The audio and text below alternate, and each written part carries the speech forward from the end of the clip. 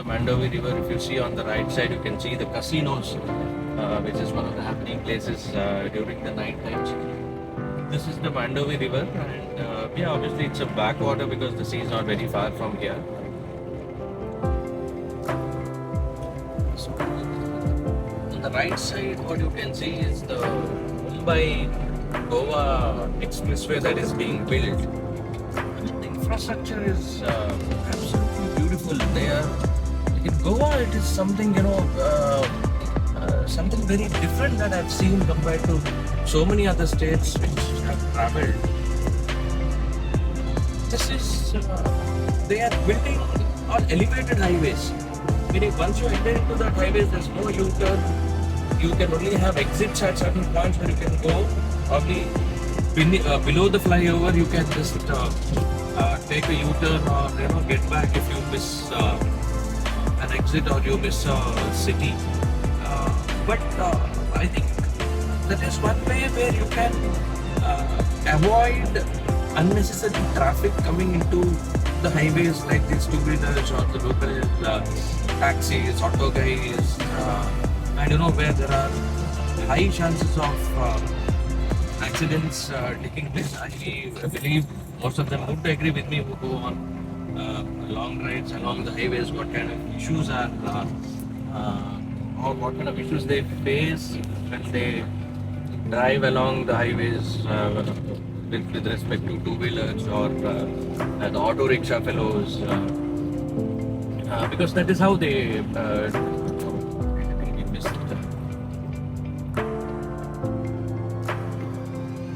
think we missed the Atal Setu road. Let's see if we can.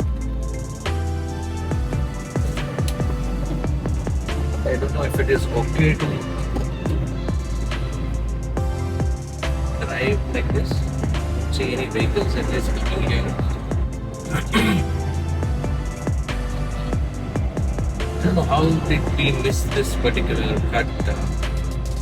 I think because of the road construction, we were supposed to take a right there. We missed it.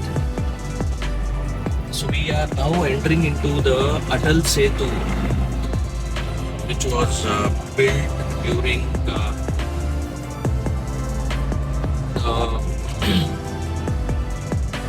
year 2017-18 when I was working in the market. This was being built. The roads were not ready. We were going below the road. But this is an elevated bridge that completely bypasses Panaji city.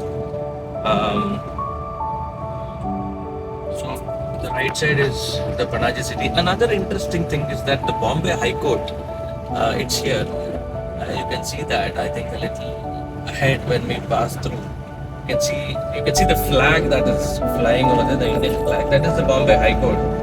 This year, we were always surprised and kind of confused. What is Bombay High Court doing here? But then, it is here. So High Court of Bombay and Goa, basically.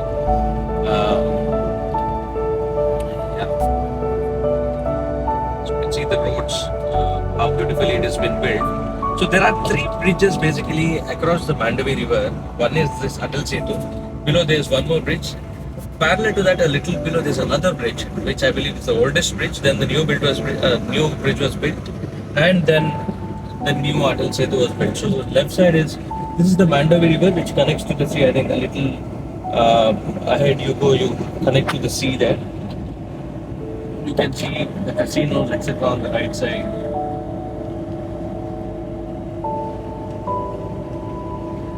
And right side is the Panaji city. I don't know if you are able to see that because of the bridge that is coming between the view.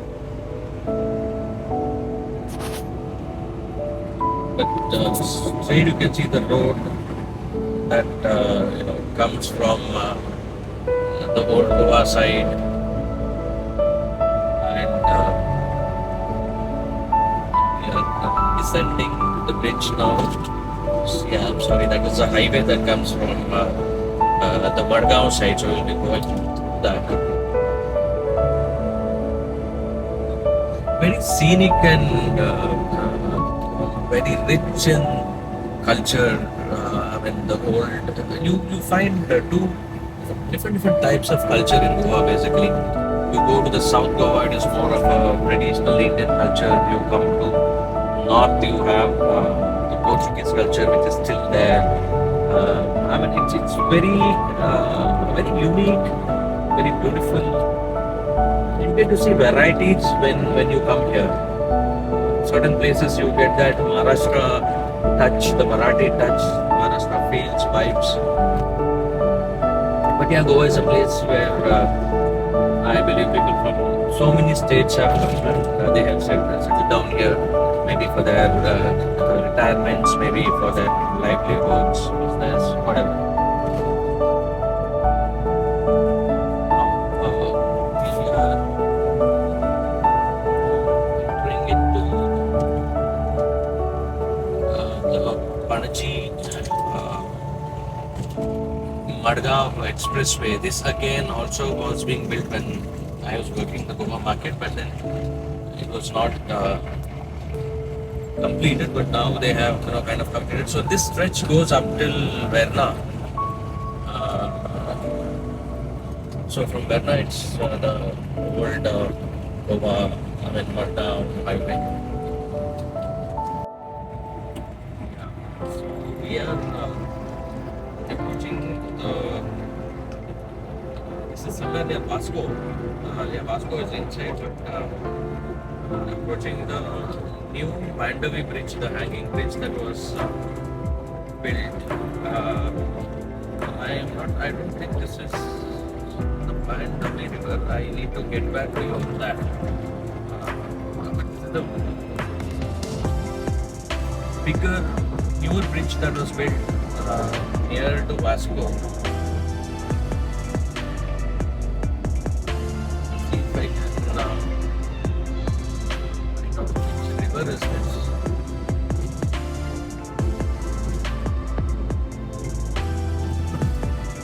Written anywhere, but this is one of the biggest of its kind in Goa, I can say.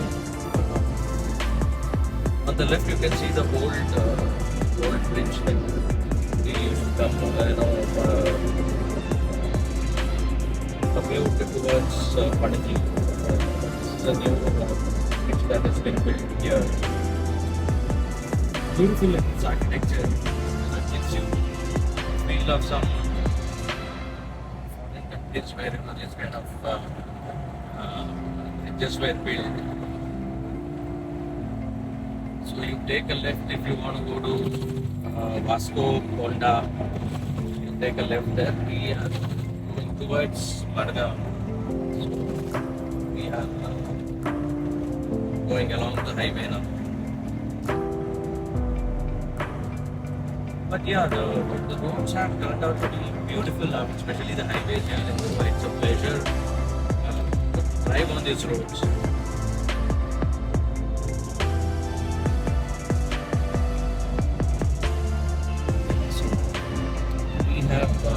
Exited from the Madgaon Panaji highway, and now we have entered into the bypass that will connect us to the Karwar Madgaon highway. Else we have to take a roundabout where we'll have to enter into the city and then get out of the city and get connected to the highway. But now we can, it's a bypass where and connects, so it connects somewhere near Navelim. It's part of Madgaon. So then once you cross Navelim, then you touch Kutkolim, then you touch Kankona. From Kankona, then you move towards Karwar. That is via a place called Lolim, which is almost the border of Karnataka, and then we touch the outskirts of Karwar. So on either sides, if you can see, these are the paddy fields. They still do a lot of cultivation of paddy here in Goa. I mean, yeah, the weather also suits well for that. And I believe they do one or two, at least two cultivations in a year in these paddy fields.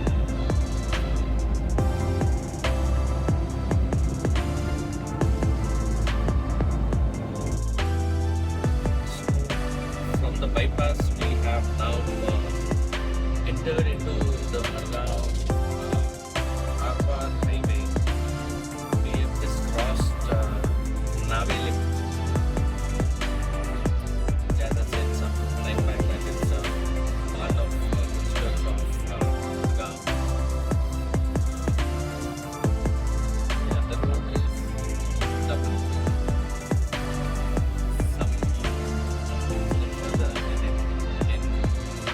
Down to a single route. But yeah, the traffic is not that very dense. So there's a right road and you can see which comes from there. That is the bypass from the Madgaon highway, which we took a left to another bypass. So that kind of extends and comes and connects to that road. Now we are, it's a roundabout basically. It bypasses, that's a new bypass that was built. And it bypasses the Madgaon city so that you can get into it. So the lorries or the heavy vehicles fly through those roads towards Pataji and towards the road has now narrowed down into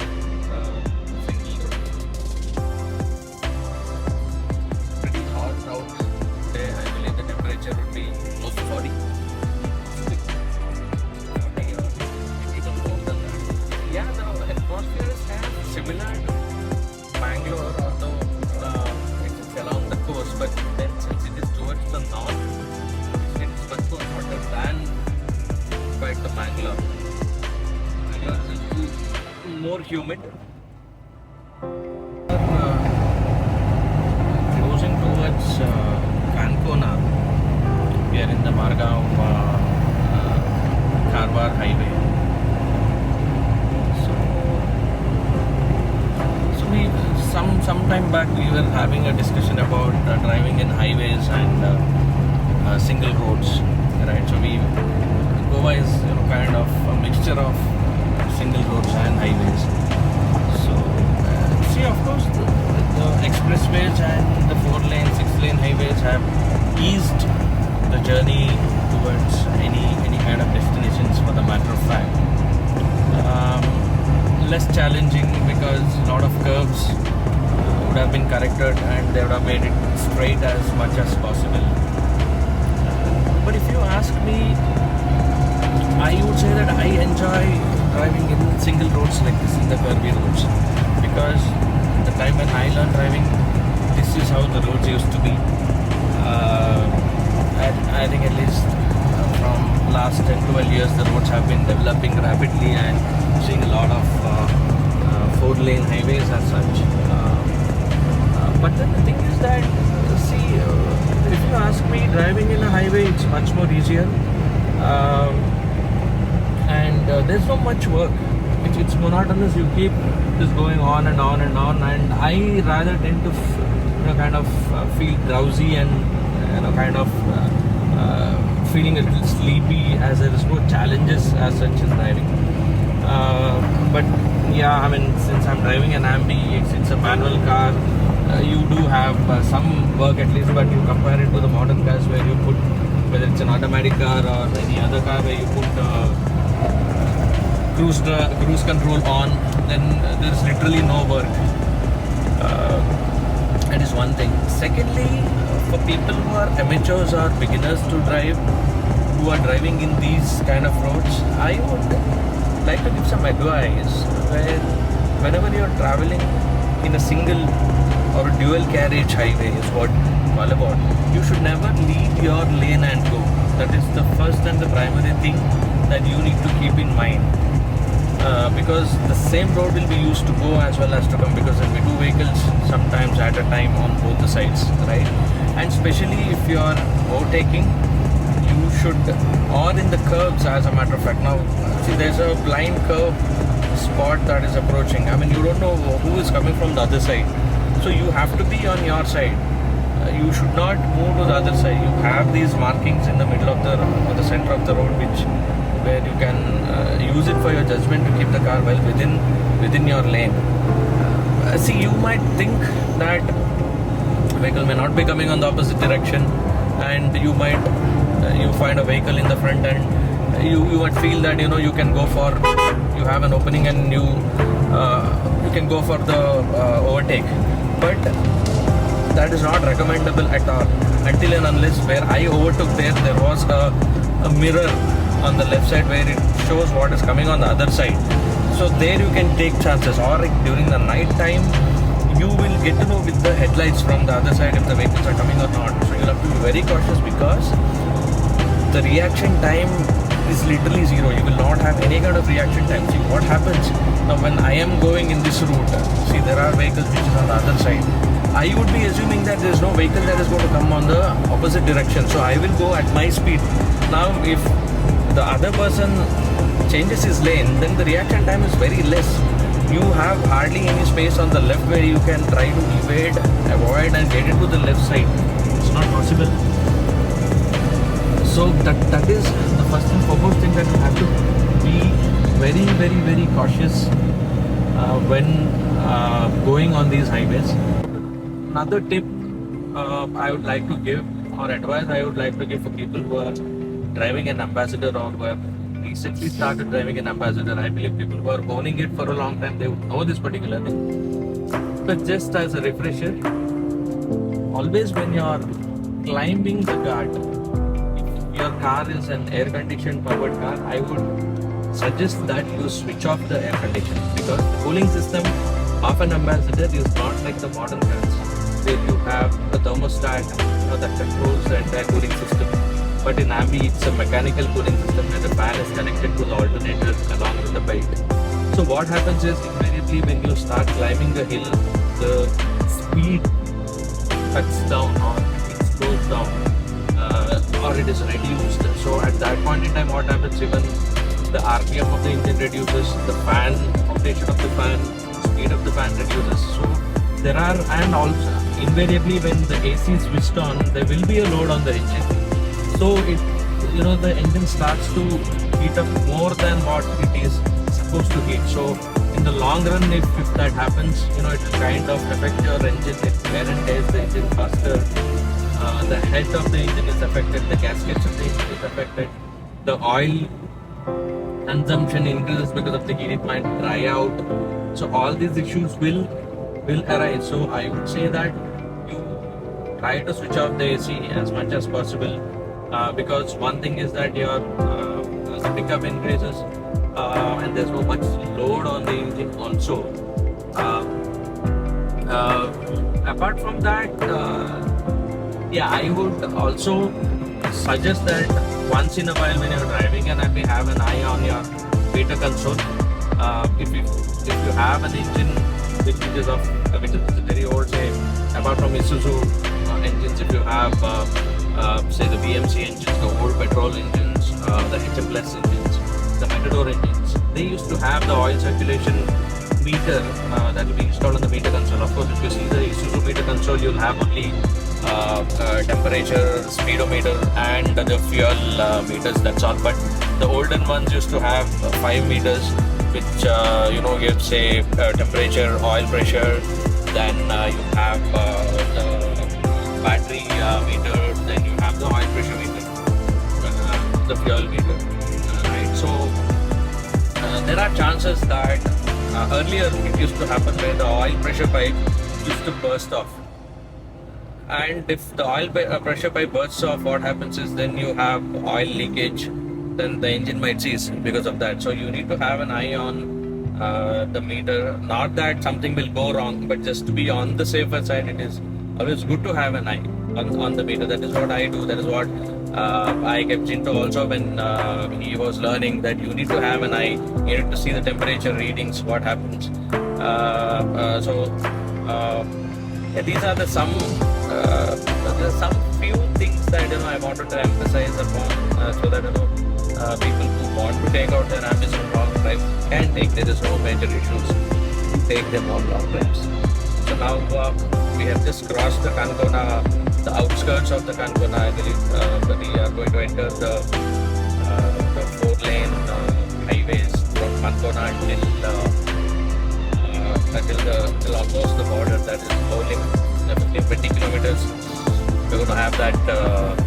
lane highway just got started.